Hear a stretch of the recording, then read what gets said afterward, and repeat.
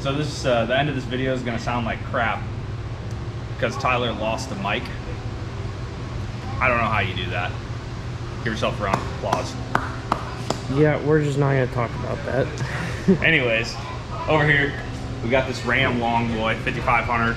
It's getting a new front bumper with the grill guard. I believe. Hey Nate, is this ranch hand? I think Fab Four. Fab Fours.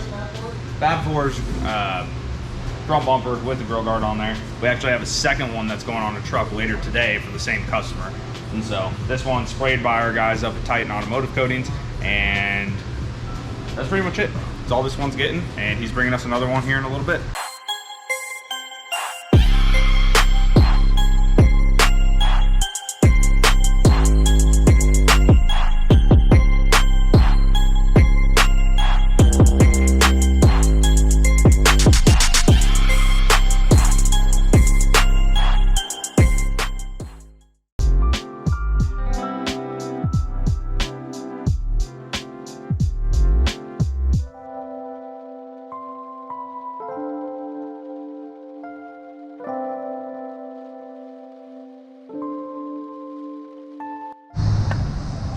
One of two trucks are done. This one, obviously, Fab Four's front bumper with the grill guard on there. Tons of protection on this thing, especially with being sprayed from our guys at Titan with the bed liner coating on it. That's gonna help keep it from rusting as quickly as they normally would, but also add a little bit of protection to it on this heavy duty bumper here. So truck number 2 coming up.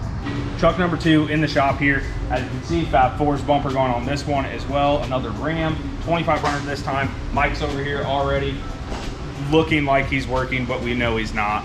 But yeah, should be finishing up this one up shortly.